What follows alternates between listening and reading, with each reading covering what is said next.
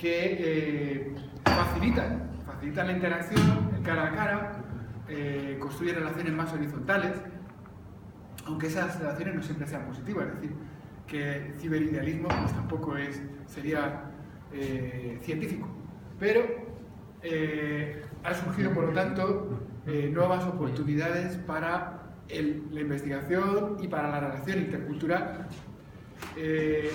Nosotros, a través del proyecto Endatiaku, lo que hicimos fue precisamente contactar con personas que estuvieran, bueno, en primer lugar, usuarios del Tumu-Savi, del mixteco, que es la lengua que hemos asumido, porque yo la conozco, ¿no?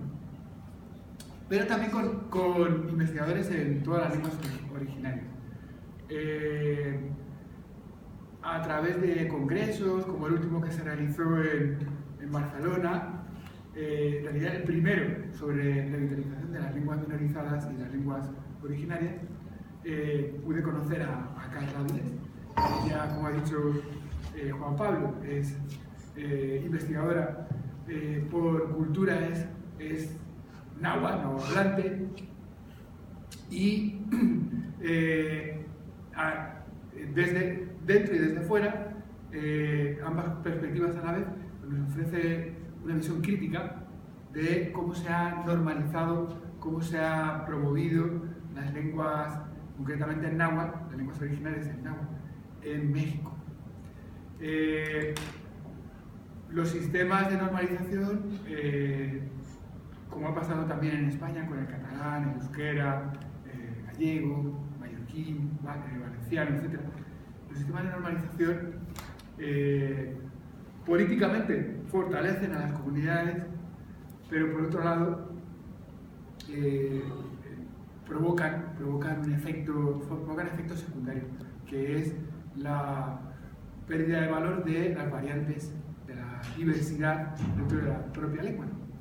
Eso es lo que yo sé que ha estado investigando Carla, acerca de esos efectos secundarios y de cómo empezar a plantearse otras posibilidades para revitalizar la lengua que no sea la creación de un estándar excluyente.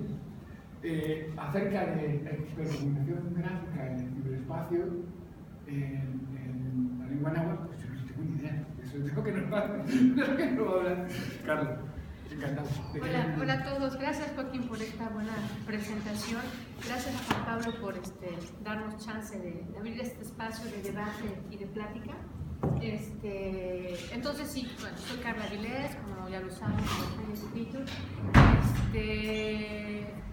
Estudié en el CIESAS, que es un centro de investigaciones en antropología y estudios superiores en antropología social allá en México, hace mucho tiempo, y actualmente estoy trabajando en París, en un laboratorio de investigación que se llama Fundamentos Empíricos de la Lingüística, en donde trabajamos con varias lenguas habladas en México, entre ellas el mazateco y varias lenguas yutonahuas. Yo he trabajado bastante con las lenguas nahuas, en plural, no en singular. Generalmente se habla sobre todo, como decía Joaquín, del náhuatl clásico porque tiene una documentación extraordinaria, tal vez es una de las lenguas más estudiadas en el continente americano, paralizándolo un poquito también con el quechua, que ha sido bastante estudiado. Entonces, pero es cierto que los nahuas no solamente son esos pueblos históricos del periodo colonial, de que hay mucha documentación, también hay muchos pueblos y culturas, sobre todo culturas más que pueblos, culturas nahuablantes, de gente que habla náhuatl, diferentes variantes de náhuatl allá en México, y que no son como este pasado monolítico asociado a gente que no tiene acceso a la tecnología, a gente, bueno, vaya, como todas estas situaciones de minorización a la cual se les asocia por no tener tecnología, ¿no? Entonces vamos a ver que hay como otras versiones y de otros poderes de agencia en esta zona del mundo. Yo no sé si ustedes están un poco familiarizados, por lo que veo, el proyecto de revitalización lingüística. Se ha hablado de muchas cosas, entre ellas del mixteco, del musavi. Me gustaría saber un poquito cuál es su dimensión con respecto a los pueblos, las culturas actuales de México si ustedes han tenido algún contacto con ellas, además del que haya sido aquí en el aula, no sé. ¿Podéis decir los nombres ya que somos pocos? Decir los nombres un poco si nos importa, y si no os importa que os grabe. No, no importa. Bueno. Me llamo Álvaro y no he tenido ningún contacto con... ¿Nunca has estado en México? ¿No has... ¿De qué curso eres? De primero. De primero. ¿De qué clase? ¿De qué profesor? De filología alemana. Con Christoph Ehlers. ¿Y tú también? Sí, Ah. eres... Y tampoco sabéis nada de las lenguas. Pablo. Pablo, tampoco, igual, ¿no? ¿Tú también? Alejandro. ¿También de la misma clase? Sí. ¿No? O sea, ¿tú puedes, te importa si te grabo? ¿A mí? Sí. No. No te importa, pues... Me llamo Eduardo y no tengo conocimiento y soy de doctorado. De doctorado. Diego, ¿sabes Yo algo? soy Diego y tampoco más que los seminarios que hace Juan Pablo. Okay. Por aquí. Hola, soy Carolina, yo también soy de doctorado. Bueno, algunas cosas muy generales.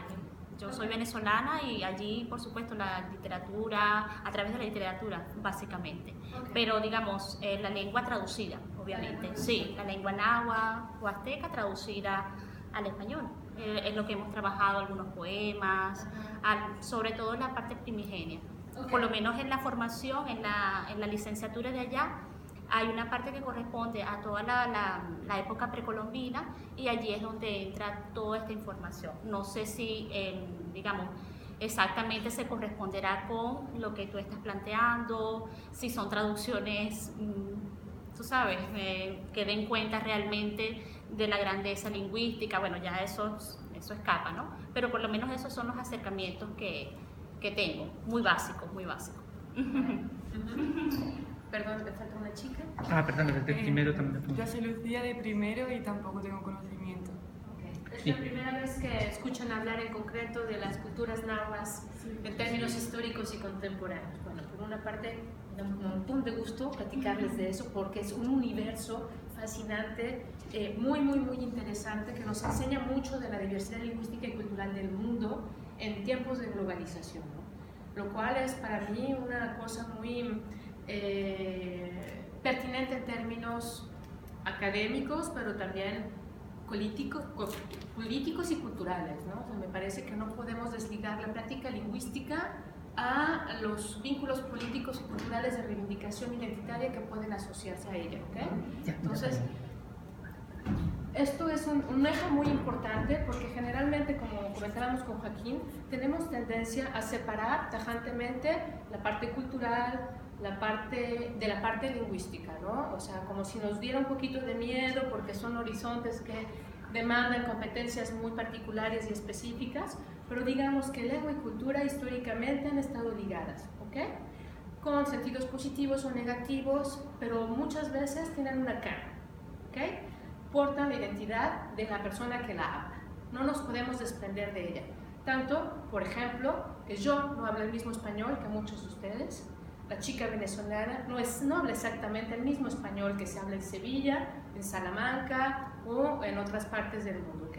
Es símbolo de nuestra identidad. Y cada quien le pone la identidad que... bueno, no es tan sencillo como decir que cada quien le pone la identidad que uno quiere, pero la maneja de las maneras en que puede, ¿ok? Entonces, en mi investigación, eso forma parte clave, el vínculo entre lengua y cultura. Y eso es lo que les quiero mostrar a partir de lo que yo he llamado hipercomunicación, que vamos a definir poco a poco. Y vamos a hablar, la ponencia es una de las clases que yo doy en el marco de la enseñanza que doy en el Instituto Nacional de Lenguas y Civilizaciones Orientales, allá en Francia, en París. Entonces es una primera presentación mucho sobre la comunicación gráfica en el ciberespacio, pero no exclusivamente, ¿no? Vamos a ir un poquito más allá. Esa clase está de verdad enfocada en el aspecto gráfico, pero el ciberespacio da mucho más que la comunicación gráfica, da parte a la oralidad, ¿no? Y eso es muy importante porque recordemos que una lengua es viva en la medida en que se habla, ¿sí? Podemos tener muchos rastros escritos de una lengua, pero si no hay hablantes que de verdad la reproduzcan de manera dinámica, entonces la lengua no está realmente viva, ¿ok? Entonces, vamos a empezar con una pequeña cita que encontré en el internet sobre lo que... No, en el internet no, perdón, es una cita de Soria, que escribió un artículo en la revista de LinguaPax, una revista que edita la organización LinguaPax, como les decía, de Barcelona, pero también de otras partes, que ya tiene contactos en muchas partes del mundo. Y esta chica hizo un estudio sobre las conexiones en el ciberespacio, se llama Language Connect, y me parece que refleja bastante bien la importancia que tienen las redes sociales en el espacio virtual. ¿Okay? Entonces, ella dice, the community of social network users in Western Europe was set to reach 174.2 millones de gente en el 2003, lo que representa aproximadamente el 62% de los usuarios en Internet. Esto es, 800 millones de personas son usuarios de Facebook. 800 millones de personas. Para darse una idea más o menos de a qué corresponde, Tokio, la ciudad más poblada, una de las más pobladas del mundo, cuenta con 39 millones de habitantes. Ok, muchísima gente. En el ciberespacio, nada más los usuarios de redes sociales constituyen a 174 millones. Es extraordinario, muchísimo. Conexiones de comunicación masivas, ¿no? Entonces, esos 800 millones de personas en Facebook, de los cuales 160 vienen de países lingüísticos muy diversos, como son Brasil, la India, Indonesia y México, ¿okay?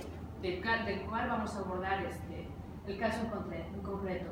Los usuarios de Twitter son aproximadamente 200 millones, LinkedIn tiene más o menos 115 millones de usuarios, Google Plus tiene 180 millones, entonces bastantes, ¿no? ¿Estamos de acuerdo?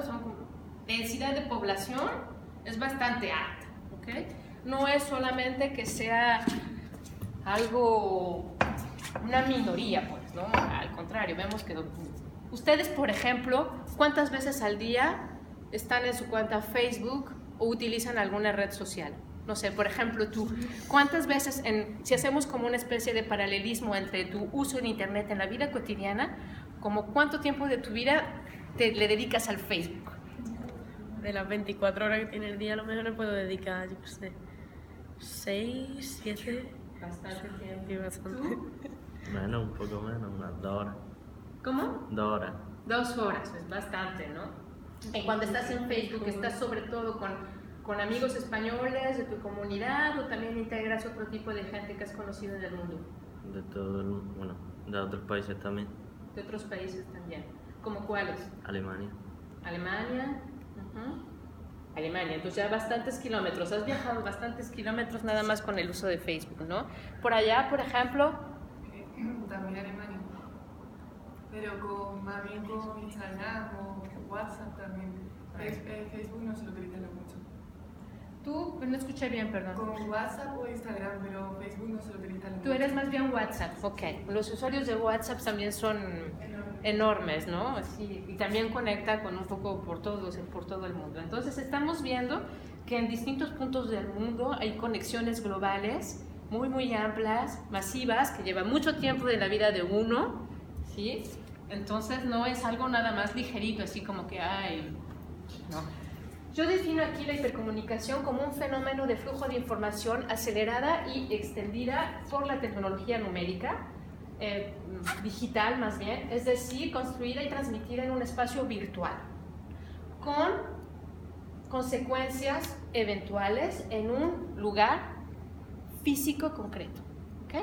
Entonces tenemos ya 2 espacios de interacción bien definidos, un espacio, un contexto muy amplio, que es el contexto virtual, ¿sí? El que tenemos frente a la computadora, frente a nuestros aparatitos ahí de teléfonos, como son teléfonos digitales, ¿no? Y entonces son 2 espacios, y al mismo tiempo al interior de estos contextos, el espacio físico concreto y el espacio virtual, al mismo tiempo hay un número bastante amplio de contextos de interacción al interior. Entonces tenemos, por ejemplo, con esta pequeña plática que acabamos de tener, Facebook por una parte, WhatsApp por otra parte. Entonces es tan divertido como ver el número de ventanas que tenemos abiertas en nuestra pantalla, ¿no? Es un poquito así como ese tipo de contextos de interacción. ¿Qué más? Mis preguntas que yo les invito a abordar un poquito aquí en esta sesión son: ¿cuáles son los contenidos comunicativos desarrollados que los actores pueden desarrollar en el espacio virtual? El contenido como tal, ¿sí? ¿Y en qué medida estos contenidos contribuyen a dinamizar las culturas en la casa, en la escuela o sobre Internet, ¿no? El Internet, que es como mi hipótesis principal, está siendo un espacio de dinamización de estos contenidos culturales, ¿okay? Esto nos permite entonces pensar en distintas formas de sistematizar y de comprender los contextos de interacción, por ejemplo, en contextos formales e informales. ¿Para qué usamos este tipo de contenidos, no? Hay, por ejemplo, como ustedes saben, contenidos en YouTube que permiten acceder tanto a documentales, ¿sí?, que se hacen de manera muy formal, con un guión, etcétera, y también podemos acceder a contenidos mucho más espontáneos, vamos a decir. Por ejemplo, las fiestas a las que vamos, la música que nos gusta escuchar, cuando vamos a un concierto y grabamos las cosas. Entonces vemos que hay distintos tipos de contextos de interacción, y esto es lo que en antropología se ha llamado un poquito hacer la etnografía de la comunicación. Podemos hacer también un tipo de etnografía de la comunicación del ciberespacio, es decir, trabajar de manera sistemática y profesional, ¿sí?, toda esta información que podemos entender en Internet, que podemos encontrar en Internet. No nada más es como decir de manera ligera: ay, sí, ya encontré un videíto ahí de los quechuas, o de los nahuas, o de los maoris. No, se puede comprender de manera seria todo lo que está pasando en este mundo, porque es un mundo adentro de otro mundo, es un micro universo de interacción, ¿ven? Es fascinante cómo esto puede reconstruir, cómo puede de verdad ejercer cambios concretos en la vida cotidiana de los hablantes, en el espacio concreto, en el espacio físico. ¿De verdad hay este tipo de cambios o solamente son universos muy distintos? ¿Ustedes qué piensan? En su propia experiencia como usuarios de Facebook, como usuarios del Internet, ¿ustedes creen, así de manera ligera y sin aproximarse de verdad, detenidamente, creen que el Internet pueda estar provocando cambios concretos en su vida cotidiana y en sus propias prácticas comunicativas? ¿Sí? ¿Cómo crees tú? ¿Cómo te llamas, perdón? Álvaro. ¿Cómo crees tú, cómo ves tú que eso provoque cambios?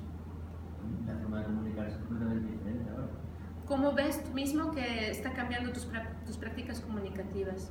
Por ejemplo, ahora tengo una necesidad mucho más grande de comunicarme. Como estás constantemente en esa nube, todo el tiempo tienes que estar comunicándote porque estás como en línea. Estás como presente en una misma habitación con gente a la que conoces. Entonces tienes que estar constantemente hablando con las personas. Pienso que antes de eso yo no tenía esa necesidad. Tú tienes la necesidad de estar comunicándote en línea, ¿sí? ¿Y crees que esa comunicación en línea sea diferente de alguna manera? La manera en que escribes o en la manera en que hablas, ¿es diferente a la manera en que tú hablas cotidianamente? No sé, puede que sí. Por ejemplo, yo sé que cuando escribo mensajes en Internet, en WhatsApp, por ejemplo, son mucho más cortos, son mucho más breves, a veces cambiando la misma estructura del español. Es decir, por ejemplo, en lugar de poner cuando quiero escribir que, en lugar de escribir que, a veces puedo escribir solamente K y E. Entonces yo veo que ahí, a nivel gráfico escrito, mi propia comunicación está cambiando. Aunque eso no me impide, cuando quiero escribir un correo formal, ¿sí?, cuando me quiero comunicar con Joaquín o con Juan Pablo, claro que sí, le pongo el que bien escrito con Q-U-E, ¿no? Entonces yo sí veo que por lo menos en distintos espacios de interacción en la misma computadora puedo recurrir a distintos sistemas ortográficos, a distintas prácticas comunicativas, ¿okay? Entonces yo sí veo que ahí hay un cambio en mis propias prácticas comunicativas, que son flexibles, por supuesto, pero no son las mismas tampoco. Una vez más, depende de los contextos de interacción. Yo creo, y es mi hipótesis, que lo mismo pasa en el mundo náhuatl contemporáneo, y lo vamos a ver en detalle. Mira. Entonces, eso es una cosa, los contextos de interacción y cómo cambian las prácticas comunicativas. Y de manera mucho más global, cómo este fenómeno típico de la globalización transforma la vida cotidiana y las prácticas comunicativas en el espacio autóctono, dinamizando las prácticas culturales. Tenemos un contexto global, ¿ok? Hablamos de globalización, hay que definirla, ¿no? ¿Qué es la globalización? Sabemos que la globalización está caracterizada por la intensificación de flujos de capitales, de gente, de bienes, de servicios, de imágenes y de ideas. Es un conjunto bastante amplio, ¿no? No solamente es la economía neoliberal, ¿sí? Es mucho más que eso. Si les interesa el tema, les recomiendo leer las obras de Apadurai y de Inde y Rosaldo. Después les puedo dejar un conjunto de bibliografía, si quieren adentrar más al tema. Este fenómeno de la globalización, como dice Marc Vélez, tiene una característica pluridimensional, muchas dimensiones, no solo una, como les decía, no solamente es economía. Este fenómeno facilita los contactos y los intercambios interculturales. Él dice, brouillant la repère traditionnelle, préconfigurant la relación entre le singulier et le colectivo. Es decir, lo que estábamos acostumbrados a hacer, la tradición entre comillas, aunque tradición es un concepto muy complejo, es decir, las prácticas tales cual se reconfiguran moviendo, como sacudiendo las esferas singulares y colectivas. ¿Okay? No solamente es una acción individual, también puede transformar todo el entorno de la comunidad, pero podemos ir también de la región, podemos ir a esferas mucho más altas. Este fenómeno, como decíamos, ha estado muy abordado desde su dimensión económica y tecnológica, percibidas como los motores principales de lo que se ha llamado imperialismo del modo de vida occidental, ¿no? Siempre regresamos a esta noción de Occidente un poquito, que ya sabemos que hay que ser bastante críticos con esta noción de Occidente, ¿no? Que finalmente es una definición colonial, imperialista, que homogeneiza muchas cosas que al contrario son bastante distintas. Lo vemos mismo en Europa, ¿ok? Es bastante diversa. El continente europeo, que ha sido como lo clásico occidental, es bastante diverso. Entonces, esta dimensión económica, hay muchas visiones, mucha gente, muchos autores, pero no solo autores, sino la misma gente en la práctica cotidiana, piensa que ninguna cultura puede escapar a este modo de vida occidental, ¿no? Sea lo que quiera decir occidental. Para ustedes, ¿qué quiere decir la palabra occidental?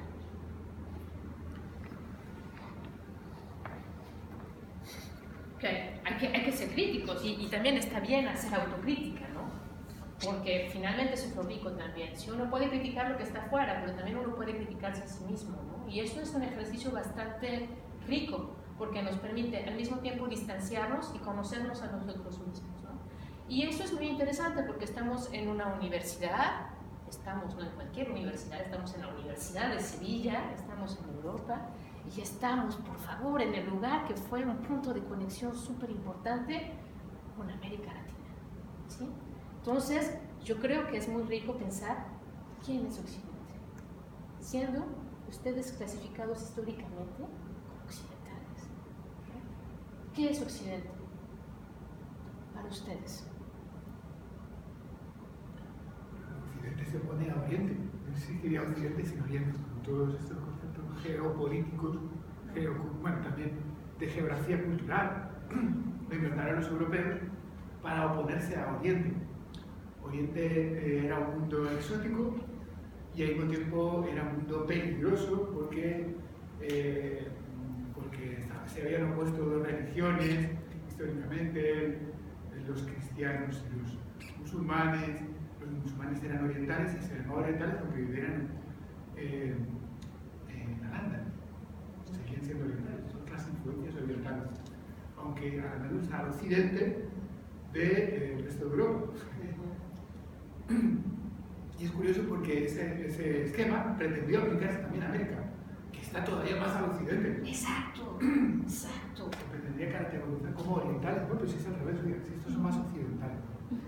Exactamente. Entonces vemos que esos parámetros son bastante cuestionables, ¿no? Y sin embargo han estado tan anclados en las reflexiones de la gente como de muchos académicos que es difícil como desprenderse de esta definición entre lo que es Occidente y lo que es todo lo que no es Occidente, ¿no? Entonces, por ejemplo, Estados Unidos, por la propia historia de Estados Unidos, se llama Occidente, ¿no? México se ha occidentalizado, entre comillas, ¿no? Porque ha adoptado ciertas características del mundo occidental. La cosa es que, ¿cuáles son estas ciertas características del mundo occidental? ¿Cuáles son? Para ustedes, ¿cuáles son estas características del mundo occidental?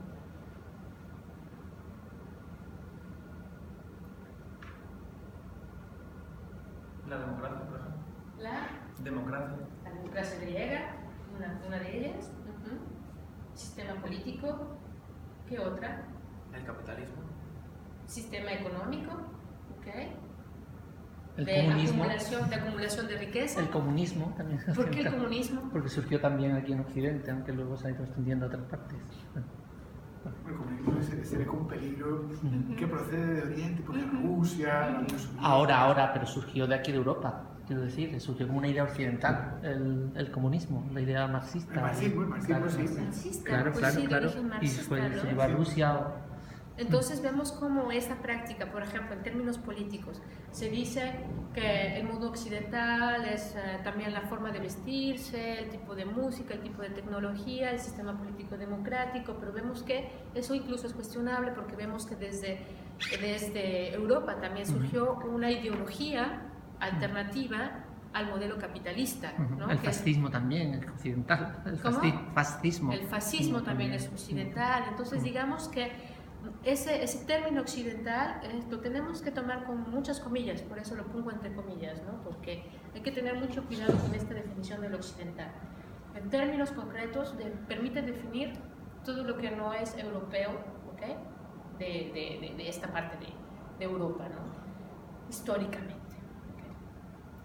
Pero, entonces, estamos bien de acuerdo que yo doy clases en un instituto de lenguas y civilizaciones orientales, pero en un lugar que no necesariamente es Oriente, ¿no? O sea, es todo lo que es no europeo mayoritario, digamos, ¿no? Entonces, bueno, bajo esta ideología del imperialismo del mundo de vida occidental, al cual ninguna cultura puede escaparse, en un sentido que nos recuerda un poquito las tragedias griegas, o sea, el fatum. El destino, la idea del destino de las tragedias griegas. No podemos hacer de otra manera sino adoptarnos a este modo de vida. Este tipo de frase que acabo de decirles, las he escuchado un número impresionante de veces en la boca de muchísimas personas, ¿no? De todos los medios sociales, ¿okay? Hay gente que de verdad está convencida que las lenguas y culturas que no son occidentales van a tener que terminar hablando inglés o español. ¿Okay? Eso está muy metido en la gente de las personas porque para ellas la funcionalidad de las lenguas y también de las culturas no occidentales no basta. ¿Okay?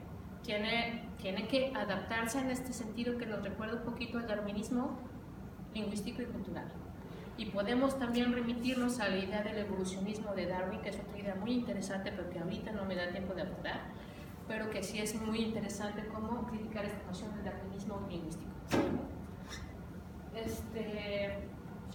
Yo he trabajado este tipo de cuestiones desde una perspectiva crítica, gracias a la articulación con distintos colegas mexicanos, sobre todo, colegas mexicanas. En el 2011 escribimos un trabajo con Adriana Terben sobre el estigma y la resistencia a dinámicas étnicas en tiempos de globalización, en donde comparábamos justamente esta idea de la globalización en las culturas del México contemporáneo, ¿okay? Y lo cuestionábamos, este modelo occidental, en donde no nos podemos escapar, con sus límites, por supuesto, o sea, hay que asumirlo todo de manera crítica. En el 2013 también publiqué un trabajo con Bastián Duarte, que ha trabajado mucho el caso de las mujeres nahuas. Nosotros en particular en el 2013 lo que hicimos más bien es trabajar el fenómeno de la globalización desde el punto de vista de las mujeres mazatecas, ¿okay? Cómo la globalización les ha permitido también acceder a prácticas políticas mucho más democráticas, ¿sí? Hacer una forma de inclusión de la mujer en sus contextos culturales, en particular en el caso de San Jerónimo en la Sierra Mazateca, donde la globalización, la articulación en Internet con asociaciones extranjeras, pero también con respecto a los derechos indígenas en México, les ha permitido también ejercer su capacidad política formal en San Jerónimo Tecoatl. ¿Okay? Y en el 2016 estudié el caso de la migración transnacional, internacional más bien, gracias a la coordinación con Yuribi Ibarra, que trabajó con migrantes mixtecos en California, en Irvine, California. Comparamos el caso de los nahuablantes de Santa Catarina, donde yo hice mi tesis de doctorado y de maestría, con el caso de los migrantes mixtecos. Entonces, porque la gente de Santa Catarina, siendo una comunidad de origen nahua, se va a migrar a Estados Unidos, ¿okay? Pero tiene patrones migratorios distintos, lo cual hace también que sus prácticas comunicativas sean distintas. ¿Okay? Entonces, en el caso náhuatl, los patrones migratorios en ese momento del estudio eran desarticulados.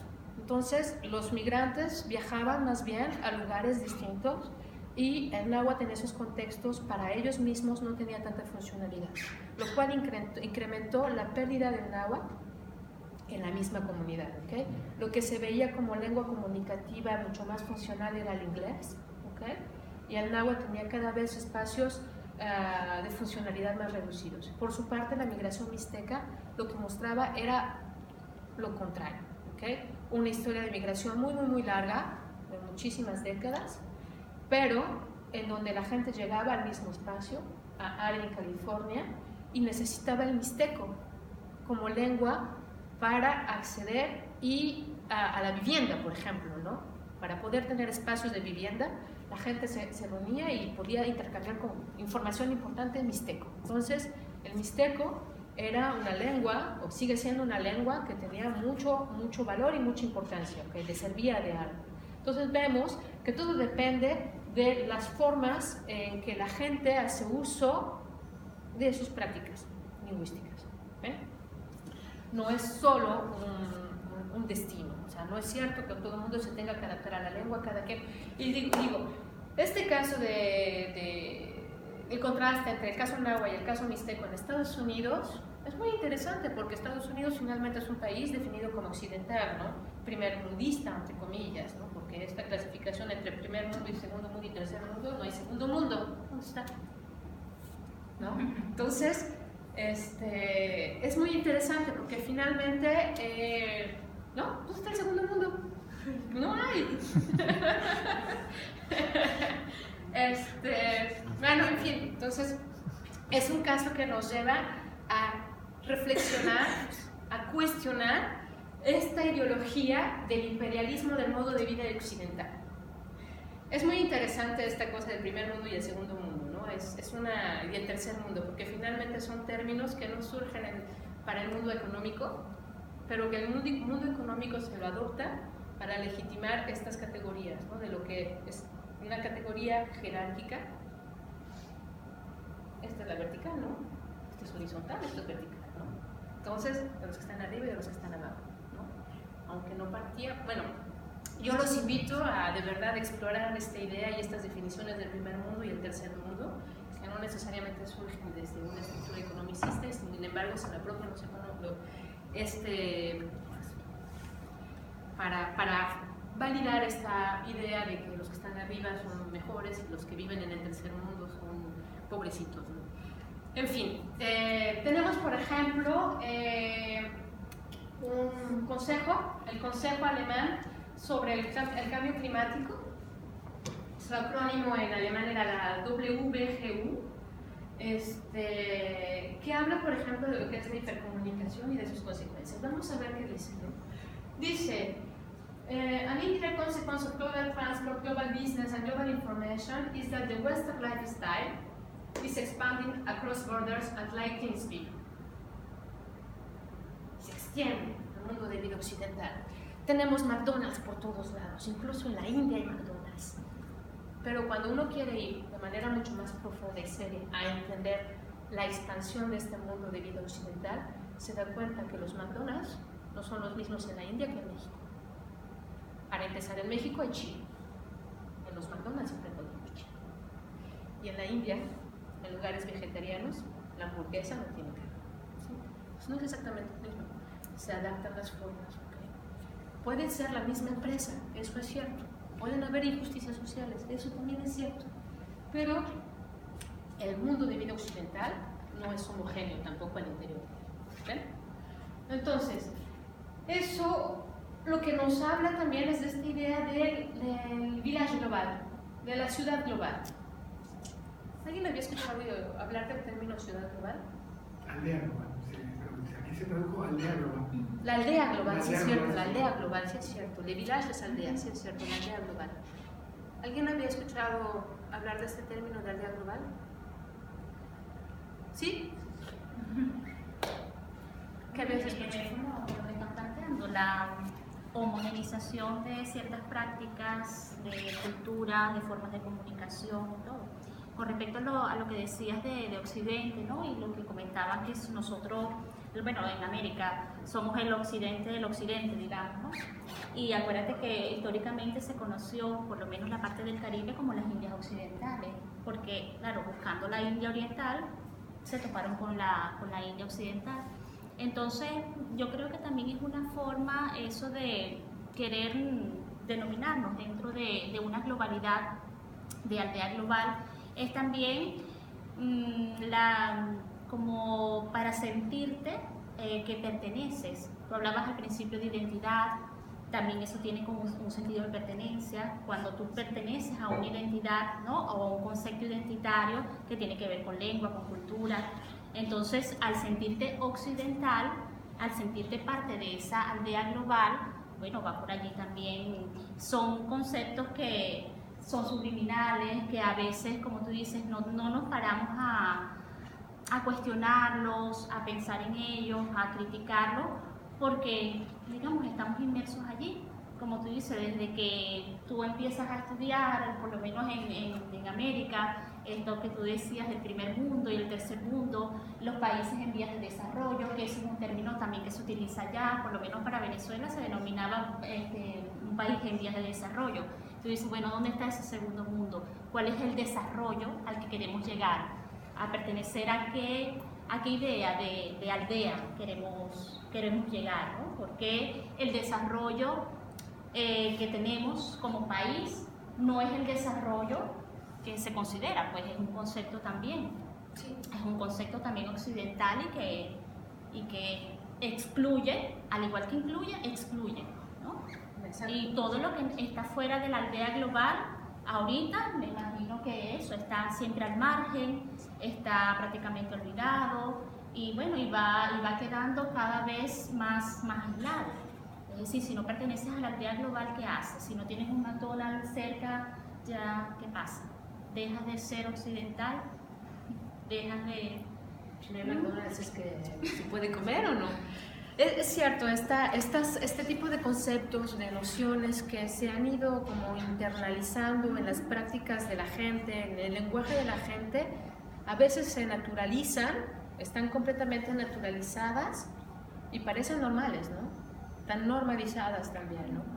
Y falta como pasar por este proceso de reflexión y de cuestionamiento de la validez de los conceptos, de dónde vienen, cómo se forman, cómo se transforman y cómo se apropian, para poder saber si estamos convencidos de ellos o no, si nos sirven realmente o si por el contrario nos están haciendo estar como entidades monolíticas fijas que no se pueden mover, y que nos están impidiendo al contrario avanzar, ¿no? Avanzar en términos constructivos, en términos de la construcción de los conceptos, pero de nuestras mismas prácticas, ¿no?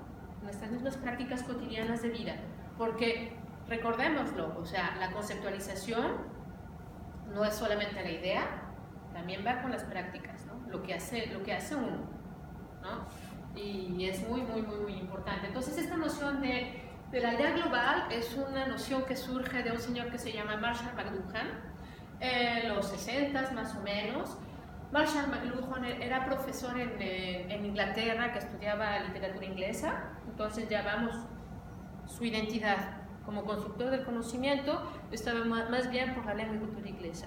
Y él lo que decía es que no había nada de utópico en esta aldea global. No era bonito. Para Marshall McLuhan, al contrario, era peligroso, ¿sí? Él estaba, digamos, cuestionando la entrada de los medios de comunicación como la tele y la radio. Él consideraba que eran medios fríos, ¿sí? Él consideraba que los medios calientes más bien era la escritura, ¿okay? La escritura, la imprenta, los medios calientes, donde había energía.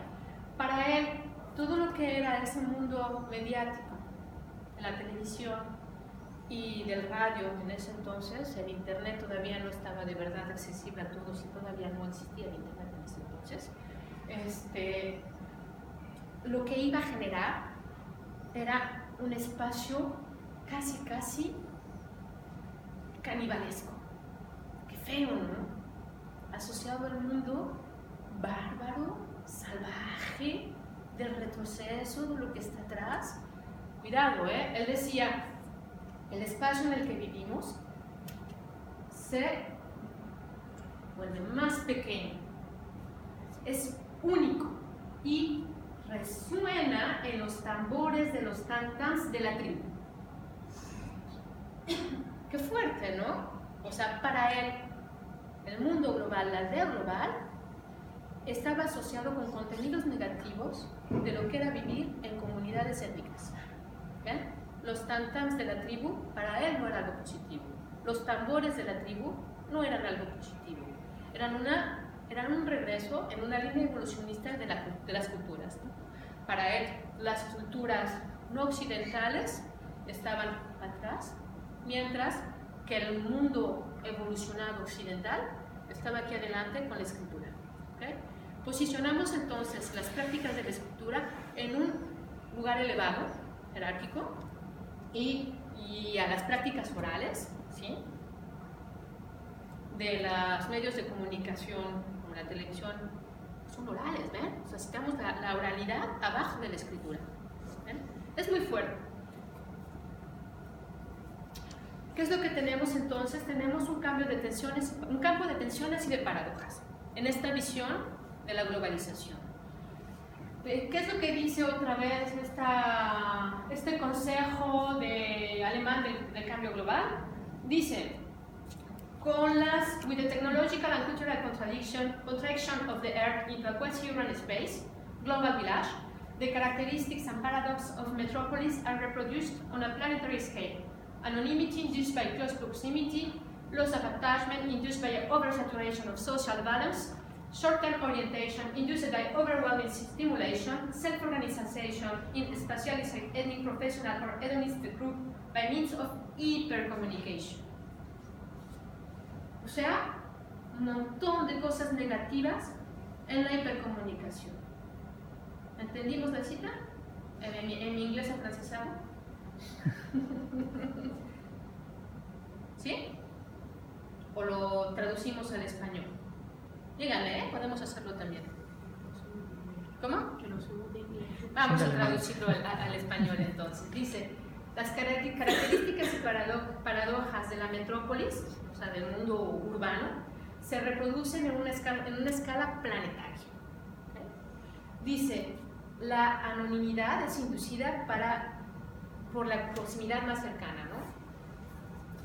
La pérdida de contactos, de apego, vamos a ver, de lazos, está inducida por la supersaturación de las valencias sociales, ¿no? Tenemos tantos espacios sociales, tantas redes sociales en el internet, que ya no estamos realmente apegados a nadie.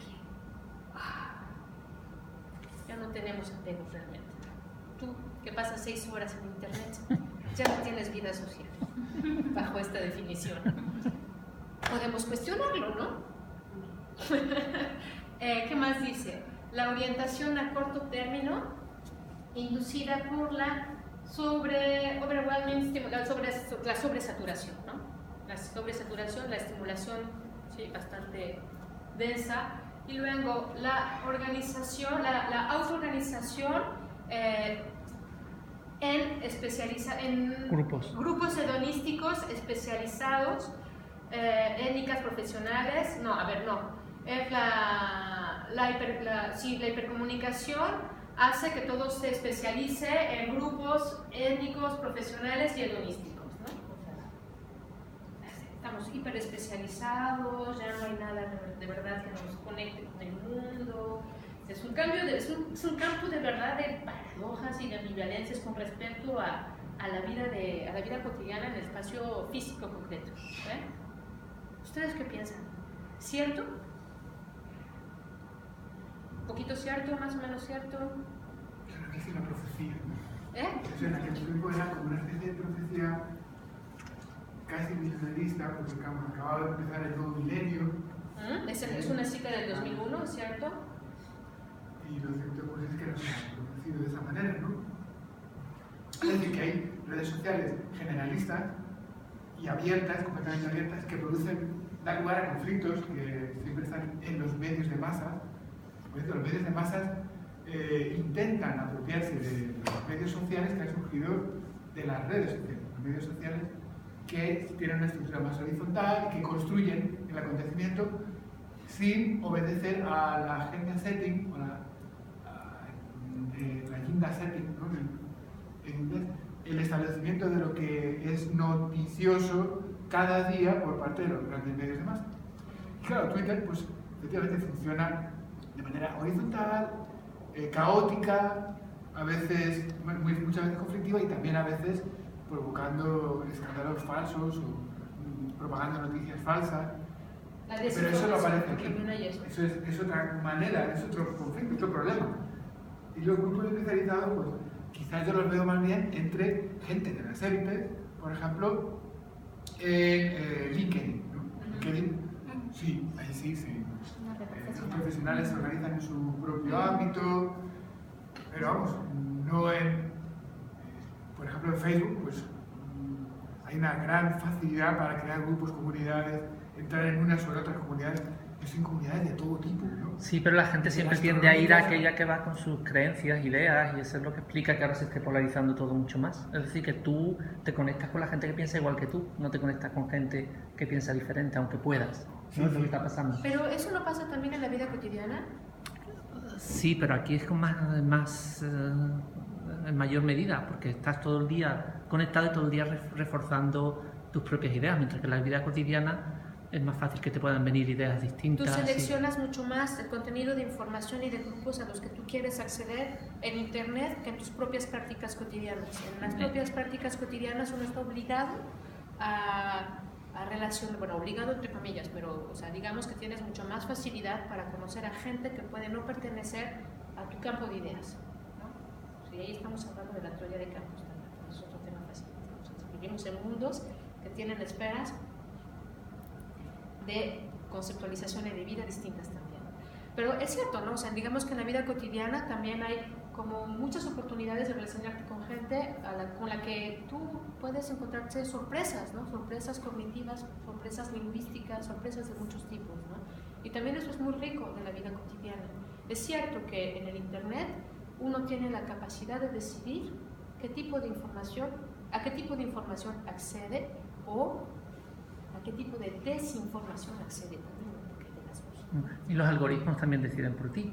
¿Cómo? Los algoritmos esto de Facebook, hacen que tú veas un cierto tipo de cosas, que depende de lo que tú has visto anteriormente. ¿Sabes? ¿Cuáles son los algoritmos de Facebook? Porque es una cosa interesante. Bueno, ahora hay toda una serie de estudios, ¿no? De que en Estados Unidos Trump fue elegido en parte por toda esa campaña que hubo en Facebook, que toda su base y demás solo veía toda una serie de mensajes que estaban dirigidos a ellos, ¿no? Y que se reforzaban a sí mismos porque la gente tenía ese tipo de grupos, ¿no? Entonces, si tú entras en Facebook y decides ver noticias sobre pues lo mala que son las vacunas, lo mala, aunque sea una desinformación, ¿no? Pues tú vas a seguir recibiendo noticias sobre eso porque tu comportamiento anterior... Y ese es un algoritmo. Claro, Facebook decide qué es lo que te muestra, porque hay tantas cosas que te puede mostrar, no sé si tú habrás visto que hay muchos amigos que a ti no te aparecen de cuando en cuando, o que solo te aparecen, entonces es Facebook el que decide. Y ese algoritmo parece que ahora está bajo cuestión, porque por un lado había cuestiones económicas, ¿no? Que los que pagaban, pues se ponían, tú accedías a quien pagaba, y las cosas que tú habías visto antes, el tipo de ideas que tú habías visto antes, eran las que se te reforzaban, ¿no? Entonces ahora por eso hay toda una crítica y Facebook está viendo cómo hacer para que la gente no reciba tanta basura, que llaman ellos, pero vete a saber quién decide cuál es esa basura. Hay un reforzamiento muy fuerte por ejemplo, de tus ideas, no hay como manera así, es un algoritmo de inteligencia artificial que manejan, y como dice bien Juan Pablo, tienes tus bases de datos y ya te identifican cómo eres, todos tus gustos, todo lo que te interesa, ¿no? Entonces no te da mucho chance como que de abrir tu panorama de interés inclusive, ¿no? O sea, de alguna forma también en tu cabeza como que no te da libertad para pensar, y es muy diferente cuando tú estás en la vida real, ¿no? En la vida real sí puedes como interactuar y conocer nuevas personas, pero es como cosita como que te formes un criterio, ¿no? Y sepas qué está pasando contigo. Es también una parte de autoconocimiento, ¿no? Si tú sabes qué está ocurriendo, si no estás cambiando tu parámetro, tu forma de pensar, y cuando dices, te das cuenta, tú dices, lo voy a borrar, lo voy a cambiar, entonces ya empiezas como a generar nuevas ideas, empiezas a tener nuevos gustos y empieza como un cambio real, ¿no? Tus parámetros. Sí. Es muy padre eso que acaba de decir, son parámetros, son esquemas de pensamiento, son esquemas de acción, ¿no? Entonces sí. Y es cierto que Internet tiene ciertos algoritmos, ¿no? Cierto tipo de información a la que puedes acceder, y tú también puedes tener cierto tipo de políticas con respecto a esa información. ¿Cómo se llama? Porque Facebook utiliza otro tipo de término. Los cookies o los cookies donde aparece la pantalla, los cookies, qué tipo de información puedes recibir o no, y tú también puedes ir a Facebook a decirle, no, a mí no me gusta esta información, ya no quiero recibirla, ¿ok? Y tienes sus espacios de publicidad. Tienes esos espacios de publicidad y tú también tienes el poder de decir relativamente qué tipo de contenidos quieres recibir o no en publicidad, ¿no?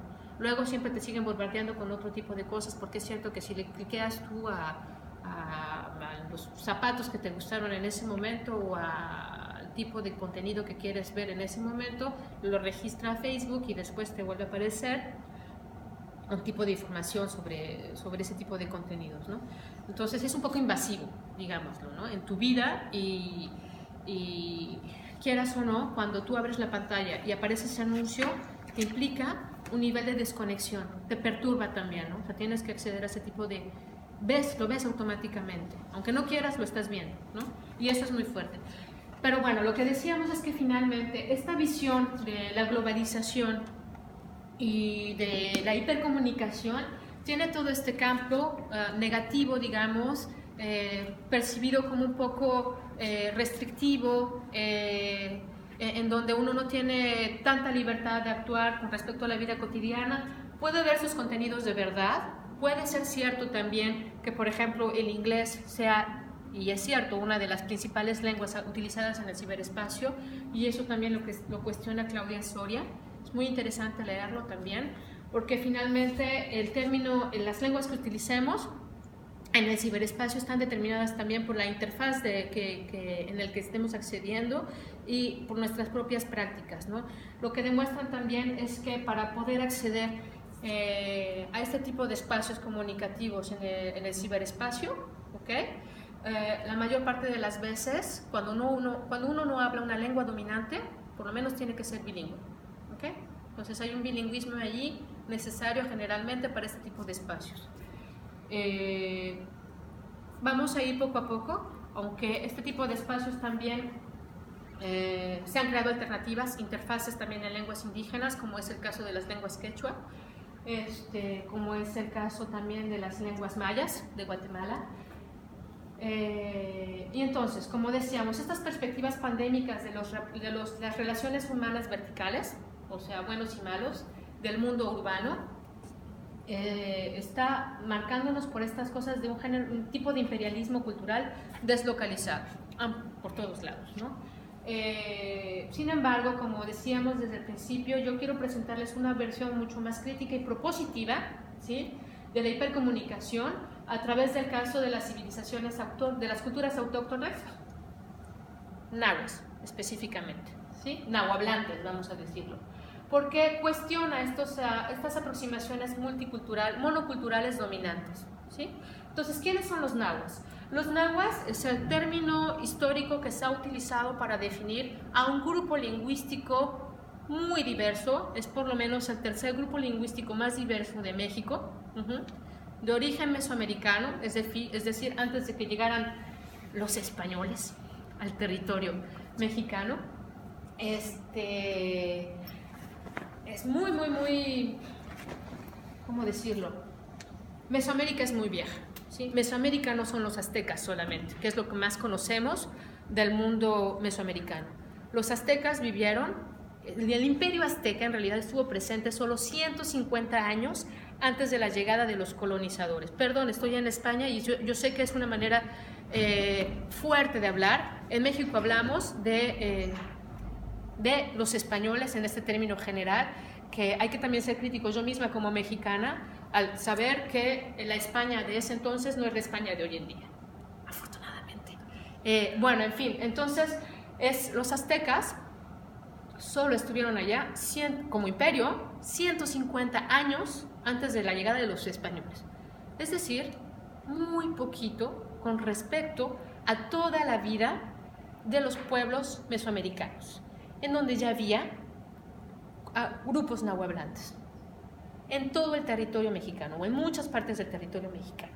La diversidad de las lenguas y culturas nahuas desde épocas prehispánicas es bastante amplia, ¿sí? Ya era amplia y sigue siendo. Entonces, para empezar, digamos que este grupo nahua, grupo lingüístico nahua, es actualmente el grupo lingüístico más hablado en el territorio mexicano. Tiene aproximadamente, por las cifras, 2 millones de hablantes, 1.7 exactamente, pero bueno, son las cifras del INEGI, del Instituto Nacional de Geografía, de Estadística de Geografía e Informática, algo así. Entonces, es un grupo bastante grande en términos demográficos, aunque hay que tener cuidado con estas cifras demográficas, porque recordemos que las prácticas lingüísticas no pueden ser valoradas en términos cuantitativos, ¿okay?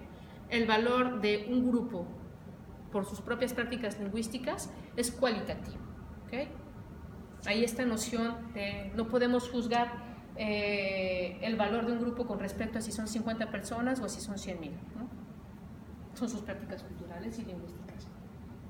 Y entonces podemos también preguntarnos sobre las articulaciones, las diferencias entre los contenidos gráficos y orales en el ciberespacio del mundo náhuatl.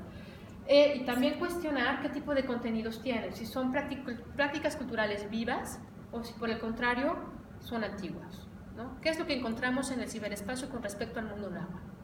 ¿Encontramos el pasado? ¿Encontramos el presente? ¿O encontramos una mezcla de los dos? ¿Sí? Eso es interesante también.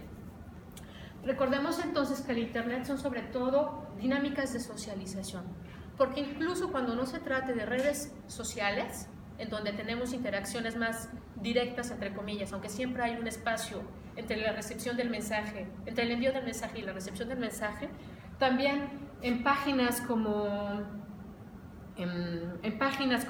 ¿cómo se llaman estas páginas? En donde puedes dejar mensajitos después, puedes tener intercambios, ¿no? Entonces, el Internet no solamente son las redes sociales como contextos de interacción. ¿Sí? ¿Entienden esta idea de...? ¿Cómo? Sí, como las páginas personales. Los blogs. Los blogs, exactamente, los blogs, se me había ido el término.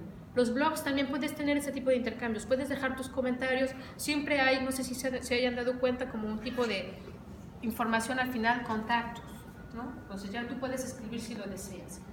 Entonces, y finalmente, aunque no dejas tu mensaje ahí para decir algo, el mismo hecho de leer la información ya es una forma de interactuar, ¿no? Estás teniendo acceso a cierto tipo de información y está entrando a tus ojitos, a tu cabecita, y entonces ya estás interactuando, ¿no? La interacción no forzosamente es el espacio cara a cara. ¿Vemos? Una vez más, el Internet está reconfigurando nuestras prácticas sociales en términos comunicativos, ¿sí? Es muy interesante porque está creando de verdad un microuniverso de interacción, como diría Erving Goffman. Entonces, tenemos estos tipos de contextos de interacción virtuales que nos marcan también distintos tipos de hablantes, ¿sí? Como yo les decía al principio, yo soy mexicana, chilanga, de la Ciudad de México, que viene del norte de la ciudad, ¿sí? Entonces cerquita de la Villa de Guadalupe. Mis prácticas comunicativas son diferentes, pero no solamente por el lugar de mi residencia, también por el tipo de historia, mi biografía, ¿sí? Mis padres tienen los dos orígenes distintos, ¿sí? Se educaron en lugares diferentes y aprendieron a hablar también ellos dos de maneras distintas, ¿no? Mi mamá, aunque se comunicaba bastante bien con mi papá, no lo hace hoy en día, hablan no exactamente la misma lengua, es lo que se llaman idiolectos, ¿no? Se pueden comunicar, pero no hablan exactamente la misma lengua. O sea, la lengua es otro complejo muy complicado, ¿no? No tienen las mismas prácticas comunicativas en realidad. Se comunican, yo hablo distinto de ustedes, yo no hablo exactamente igual que mi hermano, aquí presente, ¿sí? No hablo exactamente igual que Joaquín, y yo estoy segura que aunque Joaquín se comunica súper bien con Juan Pablo, no hablan exactamente igual. Tienen vocabularios distintos, tienen prácticas distintas, en fin, ¿no? Eso es un tipo de hablante. Somos distintos tipos de hablantes marcados por nuestra identidad personal, social, profesional, etc. Entonces, si hay distintos tipos de hablantes, entonces también hay distintos tipos de contenidos y de formas, ¿no? Forma y contenido que nos recuerda un poquito la Gestalt, la teoría de la Gestalt, que es una teoría del conocimiento sobre todo, no es solamente una teoría psicológica como se conoce sobre todo, es una teoría del conocimiento, ¿sí? Porque articula sensación y percepción y todo eso pasa aquí, ¿okay? Cuando yo escucho una lengua, un sonido de una lengua, mi cerebro lo registra acá, mi oído lo registra acá y pasa a algún lugar de mi cabecita en donde dice, esto quiere decir tal, ¿no? Eso es la Gestalt. Tenemos Gestalt, percepción, sensación y percepción. Cuando yo digo México, con mi J mexicana, el oído de un francés lo escucha de manera distinta, ¿sí? Cuando yo digo Chihuahua, un estado, pero también un perro, el oído del francés escucha más bien Chihuahua. Es otra cosa, ¿okay? Son contactos culturales, contactos lingüísticos, contactos cognitivos, ¿no? Es muy fuerte. Ahí vemos la relación entre forma y contenido. Disculpa. Sí. Me digo porque como que hay tantas teorías, pero yo estos mismos conceptos los he escuchado de otra manera, significando lo mismo. Ese análisis incluso sería una prueba de que está bien hecho, ¿no? Se habla de géneros discursivos, diversidad de géneros discursivos, ¿no? Esa diversidad de géneros discursivos, esferas sociales, produce una identidad múltiple, una identidad plural, Amartya Sen, géneros discursivos Martí, y en consecuencia pues sí que se puede hablar de distintos tipos de hablantes, ¿no? Pero porque tenemos una identidad plural, incluso nosotros también tenemos distintas maneras de comunicación en relación del género que utilizamos, con quién hablamos, ¿no?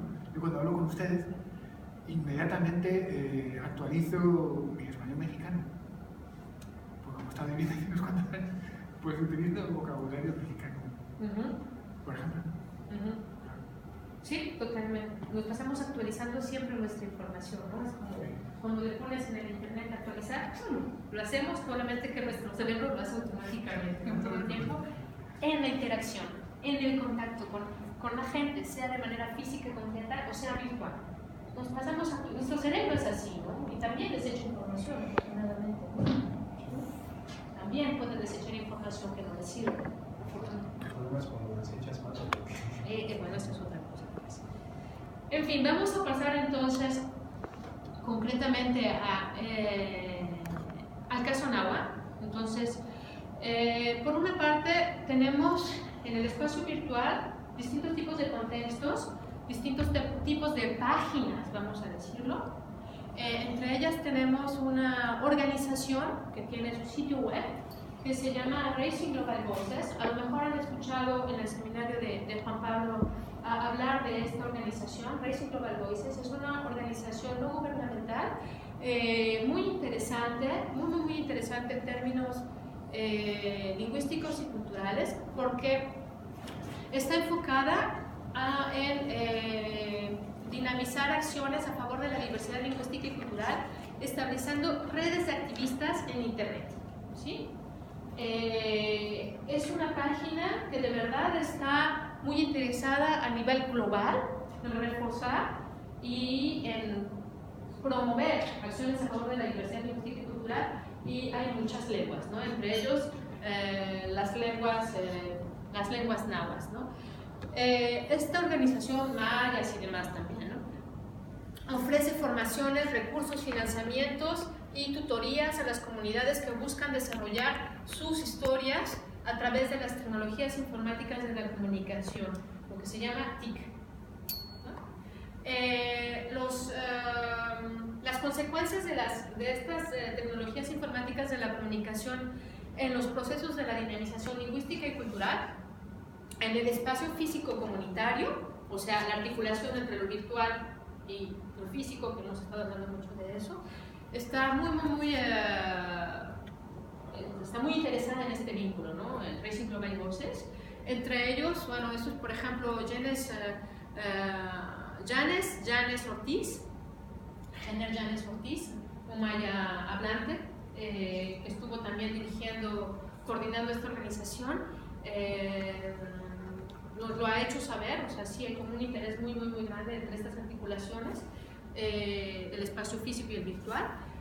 Una de esas actividades ha sido el proyecto Wikimedia en lenguas indígenas, en donde, pues ustedes lo ven, allá arriba tienen el vínculo en internet, si les interesa buscarlo.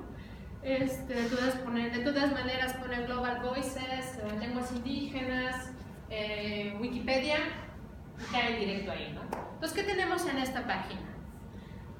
Dice Wikipedia en lenguas indígenas, la presentación. Se presenta a continuación el informe sintético del estudio Oportunidades y retos para el conocimiento libre en lenguas indígenas en Wikipedia, realizado en noviembre del 2016 y julio del 2017, en donde se analiza la situación de las lenguas indígenas en Latinoamérica, en Wikipedia, en Latinoamérica, y forma parte de los proyectos de Wikimedia para contribuir al desarrollo colaborativo y libre del conocimiento humano. ¿Okay? Entonces ya no tenemos esta visión tan homogeneizante del imperialismo cultural y lingüístico del inglés o del español o de lenguas dominantes. Vemos también que en el ciberespacio, y en particular en Wikipedia, que como saben es una gran base de datos de información y de acceso al conocimiento, tenemos también el tema de las lenguas indígenas. Quiere decir que este tema es importante no solamente a nivel comunitario, también a nivel global, tanto que le están dando espacio en Wikipedia. ¿Ven? ¿Qué hay?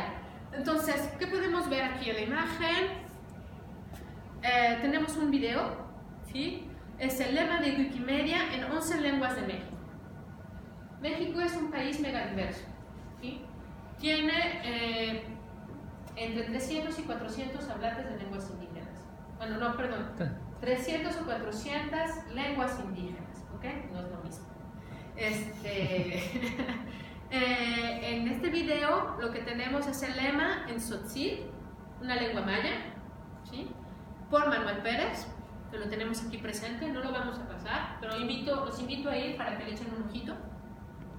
Entonces, este estudio, como dice, corresponde a una iniciativa de generación de conocimiento financiada por la Fundación Wikimedia, cuya implementación ha llevado a cabo Raising Voices. ¿Okay? ¿Qué tenemos en este Wikimedia en lenguas indígenas? Tenemos en particular el caso de las lenguas náhuatl. Wikipedia en náhuatl. Cuando vemos Wikipedia en náhuatl, ¿qué es lo que resalta a mis ojos? Wikipedia en náhuatl, yo acabo de decir Wikipedia en lenguas náhuatl, ¿sí? Ahí está más bien en náhuatl. ¿Singular o plural? ¿Cómo? Está en singular, ¿ok? Podemos cuestionarlo. Ahora, dice, esta página corresponde a un resumen del estudio de caso Wikipedia o náhuatl. ¿Qué vemos a nivel gráfico? Entre Wikimedia y Wikipedia. ¿Qué es lo que para ustedes salta a los ojos? Sin saber nada de náhuatl. No necesitan saber nada de náhuatl para remarcar las diferencias que hay entre la forma de escritura de Wikipedia y Wikimedia. Wikipedia, perdón. ¿Que no existe la W? ¿Perdón? ¿Que no existe la W? ¿Que no existe? La W. Exacto. Una tiene y otra no tiene. Una es HU y la otra es solamente una U. ¿Qué es lo que habla? ¿Qué es lo que nos dice de primera vez? Que hay un conflicto entre los sistemas de escritura, entre las ortografías. Porque hay una historia de la escritura del náhuatl que todavía no está acabada. ¿Okay? Y del náhuatl un singular. Ahora, dice, si desea ver el informe completo, pues aquí, comentarios, ok, la página con el logo de Wikipedia, tenemos abajito una frasecita, Injolo Shoushouki, Sentlamatilzamostli, en náhuatl, ok, sistema ortográfico clásico, es decir, el que se utilizó para escribir el náhuatl colonial del centro de México. Ese es el sistema de escritura. ¿Qué más tenemos? Nilce, entre paréntesis, hola. ¿Okay? Entonces, según Wikipedia, según la página de Wikipedia, esa es la manera en que se dice hola en náhuatl, pero en singular. No sabemos hasta aquí qué tipo de náhuatl, de qué región es exactamente. ¿Okay? Vamos a ir poco a poco.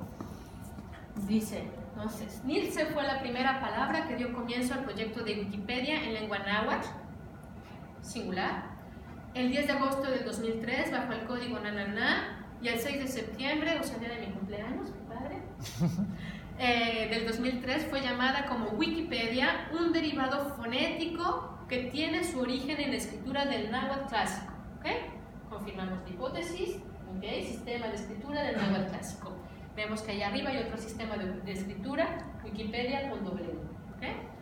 Ahora, Wikipedia utiliza más bien el sistema del náhuatl clásico. Es la versión en este idioma y es la segunda más grande en idiomas indígenas de Latinoamérica después de la Wikipedia quechua. Wikipedia quechua utiliza la W. ¿Okay? Nada más así lo vemos. ¿Qué pasa aquí? Ellos dicen en su reporte que la escritura utilizada durante todo este lapso de tiempo, del 2003 al 2005, en principio, fue sobre todo el náhuatl clásico de manera generalizada, con cierta idea equivocada de que esa fuera la escritura de los nahuablantes actuales. ¿Ok? Es el reporte. Luego, continúa. En lo relativo al perfil de los editores en la Wikipedia, o sea, la gente que hace Wikipedia, encontramos que la presencia de hablantes nativos es baja, 2%, y viene de un hablante de Chicontepec, Veracruz. Comparada con todos los usuarios registrados, la población total era de 125 personas, de las cuales 79% tiene un nivel de dominio en náhuatl nulo. Es fuerte, ¿no? Ok. Una persona no hablante es la que de verdad está detrás de la validación de los conocimientos náhuatl y de la escritura náhuatl. Eso es lo que quiere decir. ¿Estamos de acuerdo? ¿O hay otra interpretación posible? Porque el náhuatl clásico está muy fuerte influencia tanto en México como fuera de México, ¿no? Tanto que es el medio de escritura de Wikimedia. ¿Y el neoclásico se utiliza? En la academia. Solo en la academia. Como si fuera latín, griego y demás, ¿no? Como clásicos.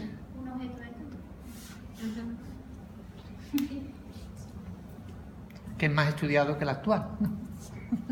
Bueno. Tiene más documentación que la actual. Sigue teniendo más documentación que la actual. Aunque esperamos contribuir en alguna medida para que eso cambie. Bueno, entonces esa es la página de Wikimedia, esos son los resultados, eso es lo que encontramos en una institución bastante grande, es una institución, no es algo chiquito. Ahora, ¿qué otro tipo de mensajes encontramos? Un post. ¿Sí? Post es el término en inglés, hay un término en español. Mensaje, ¿no? Entrada, decimos también. Una entrada. Una entrada. ¿No? Esto es un chat, ¿no? No, es cuando yo entré a esta, parece un chat, pero vemos, yo cuando entré a esta información era una página de internet en donde encontrábamos un chat. Yo dije, wow, ¿qué es esto pues, no? Yo dije eso, y yo se los presento así como yo lo descubrí, ¿no? Yo lo abrí y yo dije, ¿qué es esto? Qué raro. Entonces voy, en el 2013 apareció esta imagen en la web de alguien que se llama como Espina de Maguey, como Espina de Maguey. Como Espina de Maguey, no es como Espina, ahí es mi error de redacción.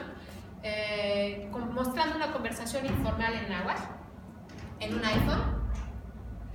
No sé si sea un iPhone, más bien es como un Usacell, más bien es un Android. Donde una persona preguntaba el número de teléfono de una tal Mónica a su interlocutor. ¿Okay? Entonces tenemos el mensaje, vemos que dice Piali Kentika, Kuali, Autehuac, Mipactica, Ticmati, Iltralpohual, Tlaronot Saloni Mónica, Ahmonigmati, Chiconotza Jorge, Tlazocamati, Amitla, Ixquixcamostlia. Ustedes pueden decir, bien pronuncia el náhuatl. Conozco las reglas de pronunciación porque estoy un poco familiarizada con la escritura del náhuatl clásico, ¿ok? Pero no estoy segura de completar.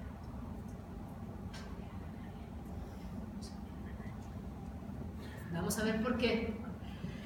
¿Qué es lo que descubrimos cuando de verdad vamos a explorar con más detalle la información de este tipo de páginas?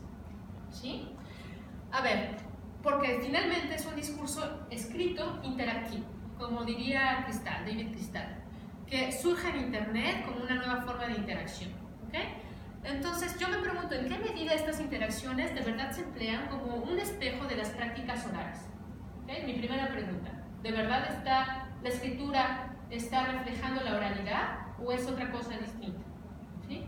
Una de las primeras cosas que uno se tiene que preguntar cuando estudia lenguas distintas a las de uno mismo, ¿okay? Que no puedes tener como un paralelismo, no puedes tener una respuesta espontánea, ¿no? No puedes decir así de gratis, ok, sí es así. Y luego, si estas prácticas se reconfiguran, ¿cómo lo hacen? Y si se retransmiten o si se simplifican, también eso es interesante, ¿no? A través de la hipercomunicación. Como lo decíamos hace rato, cuando yo escribo un mensaje, un chat, lo escribo mucho más corto, lo estoy cambiando. Cuando escribo en un mail, lo escribo más largo, ¿sí? Utilizo otro tipo de discurso, es un género discursivo distinto, por supuesto. Cuando hablo también utilizo otro tipo de estilos discursivos, ¿ok? Entonces, ¿qué pasa concretamente con las prácticas náhuatl? Con las prácticas náhuatl en el ciberespacio. Y pensando eso, analizamos el caso que acabamos de ver, el mensaje está clarificado más lejos en español. Está traducido al español. Entonces, no es solamente para comunicar en náhuatl, es para aprender náhuatl. ¿Ven? Entonces, ahí cuando está más náhuatl para chatear. Entonces ya tenemos el título náhuatl para chatear. ¿Cuál es el náhuatl que uno tiene que usar para saludar en internet, ¿no? Y para preguntar algo en internet con un chat? Dice, Piali Kentika, hola, ¿cómo estás? ¿Qué vemos? A diferencia de la página de de Wikipedia, ¿ok? ¿Cuál era la forma para saludar? Miarse, ¿sí? Era distinto. Entonces vemos ahí que hay dos formas distintas de saludarse según el sitio web en el que accedamos. ¿Qué nos dice esto? Que probablemente no se trata del mismo tipo de náhuatl, ¿ok? O que, en primera, no se trata del mismo tipo de hablante, no se trata del mismo tipo de contexto, que finalmente puedo saludar también en español de distintas formas. Puedo decir hola, puedo decir buenos días, ¿ok? Aquí tenemos la misma traducción, hola, ¿ok? ¿Quieren decir lo mismo? No. Sabemos que Piali, por contextos interactivos en chat, ¿sí? Con Guillermo Garrido, que es nahuablante de la Huasteca Poblana, yo sé que Piali se usa ya para decir hola, y que viene del verbo pia, guardar, ¿sí? Luego podemos hacer hipótesis de por qué ahora se dice en la Huasteca Poblana Piali para decir hola. En la comunidad donde yo trabajé, en el centro de México, en Morelos, Santa Catarina para ser específicos, no hay un hola, ¿sí? Hay otras estrategias comunicativas, ¿no? Uno se presenta diciendo ya llegué, ¿sí? John igual, con eso basta, ¿no? O si de plano es una persona a la que no conozco tanto y que voy a comprar, por ejemplo, digo quiero, ¿sí? Entonces hay prácticas comunicativas y lenguas náhuatl también distintas, ¿no? ¿Qué sigue? Kentika, ¿cómo estás? Kuali Afnegua, bien, ¿y tú?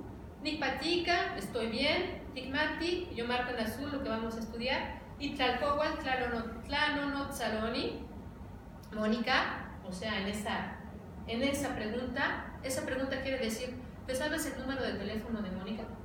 ¿Ok? Amonikmati, no me lo sé.